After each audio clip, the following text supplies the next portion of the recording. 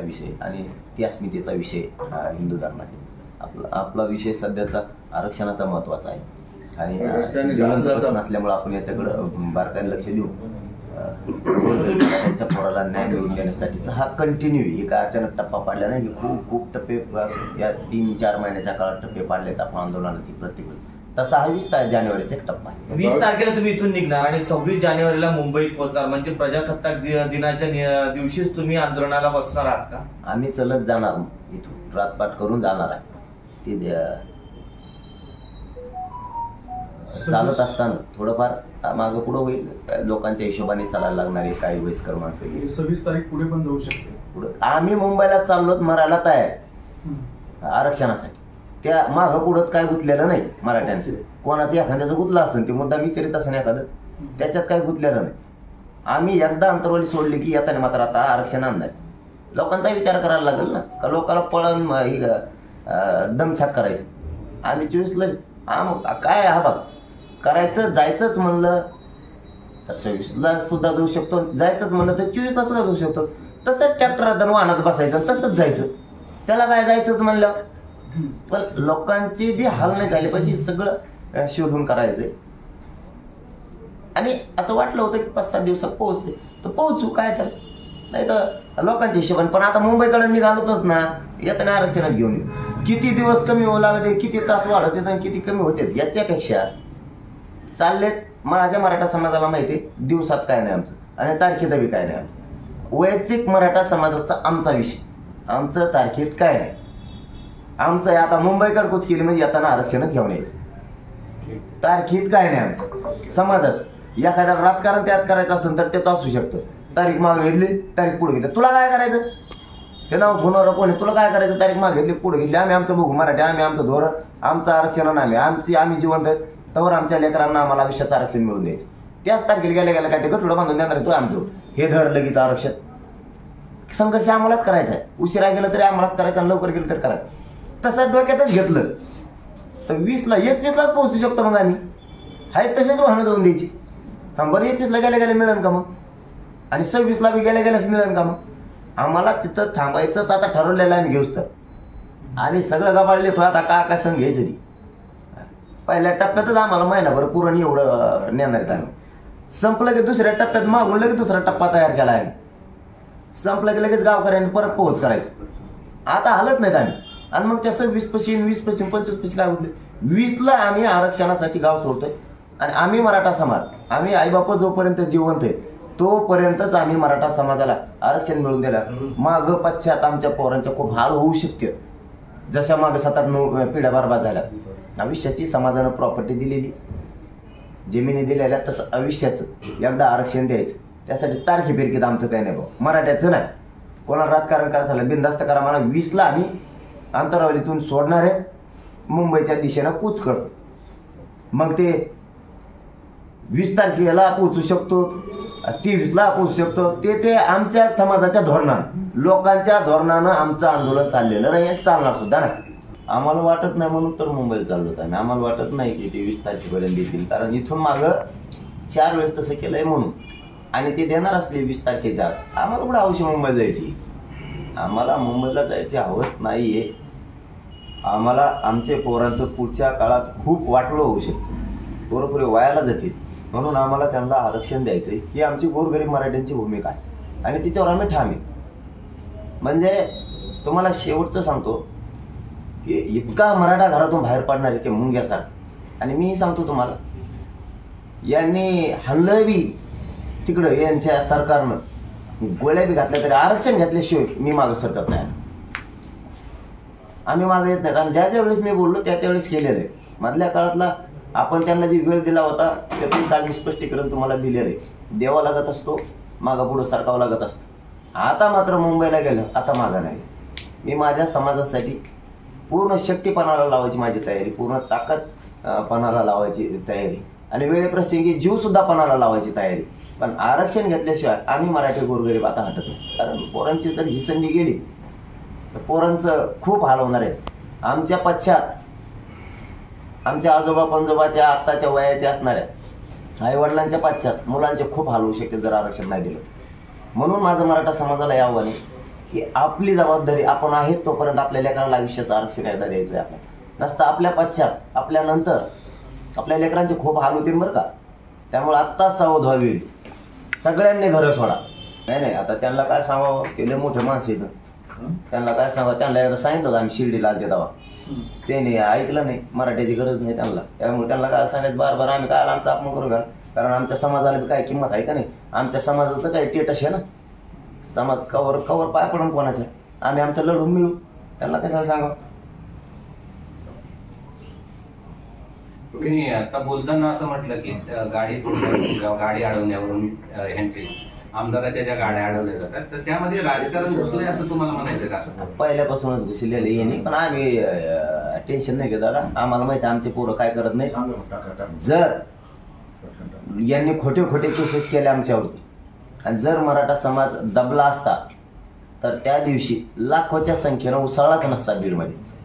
कारण सगळ्या लोकांना माहिती आहे आमचे हे खोटे गुन्हे दाखल करते आणि सरकारलाही माहिती आपण खोटे करतोय. फक्त सरकारनं आता एवढीच पुन्हा आज एकदा विनंती आहे गृहमंत्री देवेंद्र फडणवीस साहेबाला की विनाकारण तुम्ही गुन्हे दाखल करून खोटे तुमच्या पोलिसांच्या मार्फत मराठा समाजाची नाराजी तुमच्या अंगावर ओढून घेऊ नका. मी 4 वेळेस सांगितलं आत्तापर्यंत, ही 5वी वेळ तुम्हाला सांगायची. आता तुम्ही नाराजी ओढून घेऊ नका. त्याचं एकट्याचं ऐकून तुम्ही मराठ्यांची नाराजी आणि रोष तुमच्या अंगावर घेऊ नका आणि खोटे गुन्हे दाखल करायला लावू नका. कोणालाही कोणाचं ट्रॅक्टर कोणत्याही पोलिसांना अडवायला लावू नका. हे आमची तुम्हाला पुन्हा एकदा विनंती. तुम्ही अडवलं तरीही मराठी येणार आहेत, नाही अडवलं तरी येणार आहेत. त्यापेक्षा मराठ्यांचा रोष तुमच्या अंगावर घेऊ नका आणि पुन्हा एकदा आंतरवालीसारखा प्रयोग करायचा प्रयत्न करू नका. तुम्हाला सगळ्या सरकारला प्रचंड जड जाईल. नाही मग गुन्हे काय दाखल केले ट्रॅक्टरवाल्याने काय केलं तुम्हाला? केलं काय? असंच आंतरवालीच्या वेळेस झालं होतं ना. 2 दिवस आले, पहिल्या दिवसापासूनच सुरुवात होती यायची त्यांची. कधी 200 यायचे पोलीस, कधी 500 यायचे आणि मग ज्या दिवशी करायचं त्या दिवशी 700-800 आले. ही सुरुवातच होती ना. मागची हुशारी आम्ही पुढं सावध झालो होता. पण आता ते करू नका, कारण आता करोडोला मराठा एकत्र आहे. तुम्हाला जड जाईल. कुठलेही आंदोलन करताना आंदोलक पूर्वी परवानगीसाठी अर्ज करत असतात. आता तुम्ही एवढं मोठं आंदोलन हाती घेतलं आणि इथून मुंबईला जाणार आहे, तसं काही अर्ज वगैरे तुम्ही पोलिसांना किंवा गृह खात्याला काही दिलाय का? मी नुसतंही 2 आंतरवाली जरी जायचं असलं सुट्टी होऊन तरी अर्ज करतो, तरी पण करतो. तर मुंबईला जायचं तर करणारच नाही. नुसतं इथून तिथपर्यंत जायचं असलं तरी पण एकही पोलीस निरीक्षक किंवा SP साहेब किंवा पोलीस बंधू म्हणू शकत नाहीत हे आम्हाला सांगितलेलं नव्हतं. आम्हाला साधं जायचं असलं तरी आम्ही त्यांचा कानावर टाकतो, कारण त्यांनीच आम्हाला सांगितलं पुढे जायचं असलं कानावर टाकायचं नाही. त्यांच्या कानावर टाकायचं काही घेऊन आमच्या गाड्या सुरू केलं दानदार आम्ही भ्यायचा काय समज कोण? राज्य आमचं आहे, जनतेचं आहे, गावं आमचे, जिल्हे आमचे, काय काय कोण खात आहे त्यासारखं बेकडे का? मुंबईत ग्राउंड मिळण्यासाठी अर्ज केलाय का तुम्ही कुठलं? नाही आता ती प्रक्रिया होईल ना. बहुतेक आता आमचं एक शिष्टमंडळ पाठवतो.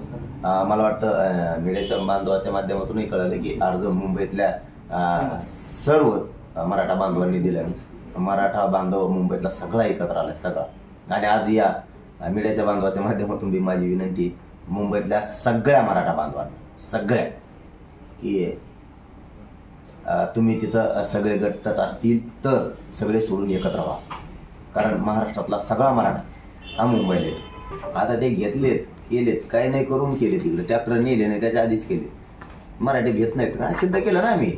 मराठा समाजाने सिद्ध केलं आपण आहेत तोपर्यंतच मराठा आपल्या पोराला आरक्षण मिळून द्यायचं असं मराठ्यांनी ठरवलेलं. केशी त्यांना काय करायचं सरकारला करून द्यायचं. त्यांना कमी पडल्या असत्या ते काहीतरी असतं ना त्यांचं बजेट, केशी करायचं काहीतरी असतं वाटतं. कोणाचा रिक्षा तरी तिथं करते ते काहीतरी असतं ते. आता मला नाही माहित त्यांचं काहीतरी असतं. तसं गुती तेच मराठीचे बहुतेक त्यांना केशी करून टाकायचे असत्या. केंद्र सरकारकडून नरेंद्र मोदी साहेबांकडून पाठ थोपटून घ्यायची असेल सरकारला, त्याच्यामुळे ते आमच्यावर केशी करत असते. आता ट्रॅक्टर गेले नाहीत, त्याच्या आधीच केशी केल्यात म्हणल्यावर लक्षात घ्या ना. आणि कार्यक्रम घेतल्यावर तर ते करणारच, कारण त्याला त्याचं ऐकायचं ना, त्यांना त्याचं एकट्याचं ऐकायचं ना. ते एअरपोर्ट आहे ना एक मध्ये इथं, त्याचं ऐकायचं, त्याला खुश करायचं सरकारला. त्यांना गळ्यात हात टाकून हिंडायचे त्याच्यासाठी चाललंय हे सगळं. त्याला खुश ठेवायचं. पण त्यांना माहीत नाही मराठा हळूहळू आता तो सटकायला लागला त्यांच्या. त्यांनी आणखीन तरी शहाण व्हावं. मराठा सटकू देऊ नका. मराठ्याशिवाय काय खरं नाही. कळलं तुम्हाला वेळ आल्या. कारण मराठ्यांनी ठरवलंच आता. मी सगळंच बघतोय, मी सगळ्यांनाच मानतो, देवाला मानतो आणि माणसालाही मानतो. फक्त आडं चालणाऱ्याला सोडित नाही. नसता मी मानत नाही असं नाही. आणि आनंद व्यक्त करायला कुठं करू शकतो माणूस, रानात सुद्धा करू शकतो. तिथं जावं रामलालला कशी म्हणून काय, इथंही करू शकतो. तुमच्याबद्दल जर मला प्रेम आहे तर मी आंतरवलीत करू शकतो. तुम्ही संभाजीनगरला असणार काय होतं. हिंदू संस्कृती तसं म्हणलं जातं, कुठं असावं फक्त मनात हृदयात असावं, तिथं जावं असं काय नाही. आम्ही इकडे आनंद करू, पण 20ला आम्ही निघणार लाखो. पण हे असताना जर मराठा आणि कुणबी एक हे सिद्ध झालंय तर कशाला विनाकारण आम्हाला तिकडं त्या फुपाट्यात ढकलताय, परत आगीतून निघायचं आणि फुपाट्यात पडायचं असं कशाला आम्हाला तिकडे ढकलताय. आम्ही इथं असून आम्हाला विनाकारण तुम्ही का इकडे तिकडे हिंडायला लावतात असं आमचं म्हणणं आहे. आहेच ना मराठा समाजाला आयुष्याला लेकराला मिळणारे, मराठ्यांच्या पोराबाळांना मिळणारे असता पोराबाळांचे खूप हाल होणार आहे, खूप हाल होणार आहे. त्यामुळे असं वाटतं जिथं आहे तिथं द्यावं. आणि दुसरं असं की असं वाटतं पुन्हा की ते टिकणार आहे का, ते नाकारलंच नाही आम्ही कधीच. आमचं तेच म्हणणं आहे पुन्हा पुन्हा. कारण मागे साहेब गठीत केलाय हे सगळ्या राज्याला माहिती आहे. मराठ्यांच्या एकजुटीमुळेच गठीत झालेलं आहे क्युरिटी पिटिशन आहे. चलो लोकांच्या हिशोबाने चलू, रातपाट करू, चलू आणि रातपाट करू. मुंबई आंदोलनाचा इशारा म्हणजे सरकारवर दबाव टाकण्याचा प्रयत्न असल्याचा प्रकाश शेंडगे यांनी तुमच्यावर आरोप केलाय. मुंबई आंदोलनाचा इशारा म्हणजे सरकारवर दबाव आणण्याचा हा प्रयत्न आहे असं प्रकाश शेंडगे यांनी तुमच्यावर आरोप केला. नाही, त्यांच्याबद्दल काय म्हणणार नाही, कारण त्यांना जे वाटतं ते म्हणले. दबाव फिबाव काय नाहीये. आमच्या हक्काचं आरक्षण ते आम्ही मागतोय, तेही त्यांच्या हक्काचं आहे, ते मागतायत. फक्त त्यांनी गोरगरीब धनगर बांधवांना आरक्षण मिळावं यासाठी शक्ती लावावी. आम्ही सुद्धा त्यांच्यासोबत इकडं तिकडं शक्ती वायाला घालण्यापेक्षा गोरगरिबांच्या धनगर बांधवांच्या लेकराला आरक्षण मिळावं तिकडे शक्ती त्यांनी ती पूर्ण ताकदीनं वापरावी. मराठासोबत सुद्धा त्यांच्यासोबत इकडं विनाकारण शक्ती त्यांनी वायाला घालून आपण एवढंच त्यांना म्हणू शकतो.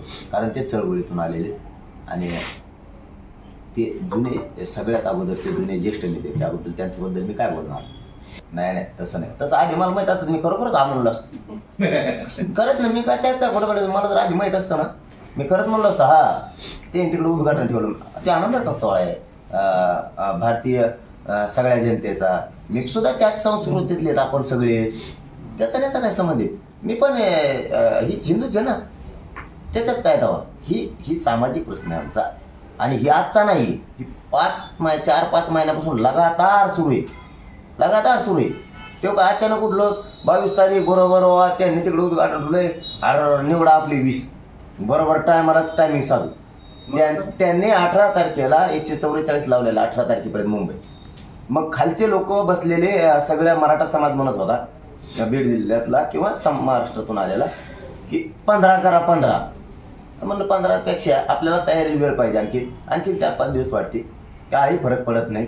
20 दिवस वाढले ना, 20 तारीख ठरवल्यानं आपल्या 39-40 वर्ष गेली आणि महिने काय होणार आहे.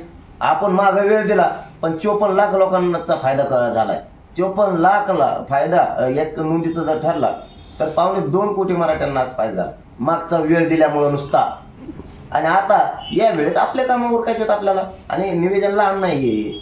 याच्यासाठी आम्ही ती 20 तारीख धरलेली. खरी तारीख खरं सांगतो शेवटी 20 तारीख फक्त एवढ्याच मुळे धरलेली, बाकी काय हो शब्दच त्यांनी घेतला दादा. कारण मंत्रिमंडळाचं शिष्टमंडळ आलं होतं, अधिकारी होते, तज्ज्ञ होते, कायदा तज्ज्ञ सुद्धा होते, काय जे पाहिजे ते होते. शब्द त्यांनी घेतलेत. माझं म्हणणं आहे त्यांनी ते दोनही शब्द आत घ्यावे आणि मराठा समाजाला आरक्षण द्यावं. आम्ही त्या भूमिकेवर ताठे ठाम आहेत. कारण त्या दिवशी जे बच्चे होऊन ते आले होते त्या दिवशी सुद्धा आपण त्यांच्या बैठकीतून 3दा उठलेलो त्या शब्दावर. मुख्यमंत्र्यांचे कडूनही लोक होते त्या दिवशी. आपलं सगळं मीडियांच्या समोर त्या दिवशी सुद्धा झालेलं. आपण स्पष्ट सांगितलेलं की ते 2 शब्द तुम्हाला घ्यावे लागणार आहे, कारण ते लिहिले तुम्ही नसता. आम्हाला नाविलाज आहे मराठ्यांना, आम्हाला मुंबईला यावंच लागणार आहे. आणि मराठ्यांना सुद्धा पुन्हा एकदा विनंती माझी, घरी बसू नका. आपण नसताना आपल्या पश्चात आपल्या लेकरांचे खूप आयुष्याचे हाल होते.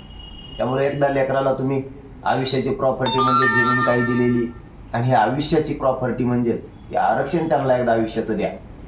घराच्या बाहेर पडा सगळे मुंबईकडचा, 20 तारखेला सगळ्यांनी अंतरवालीपासून पायी निघायचं, पण आरक्षण घेतल्याशिवाय माघारी नाही.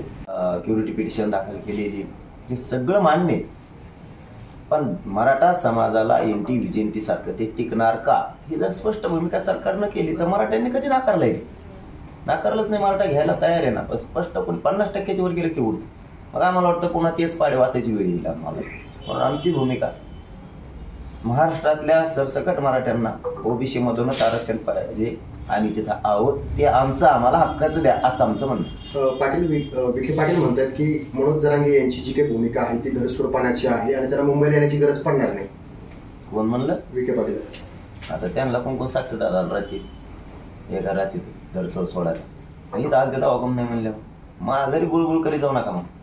मग काय धरसोड केली? काय धरसोड केली? धरसोड तर तुम्ही केली, सांगितलं का तुम्ही? मी इथं आलते त्या टायमाला तुम्ही सांगितलं होतं, आम्ही तुम्हाला सांगितलं होतं सगळ्या महाराष्ट्रावर सॉफ्टवेअर द्या, म्हणजे नोंदी आणि मोडी लिपी वाचायला त्रास होणार नाही. दिलं का तुम्ही? कलेक्टरांची बैठक घेऊ म्हणली होती महाराष्ट्रात, घेतली का? उगा गप्पा मारायचा कोणकडे, मग परत म्हणतात बोलत येत.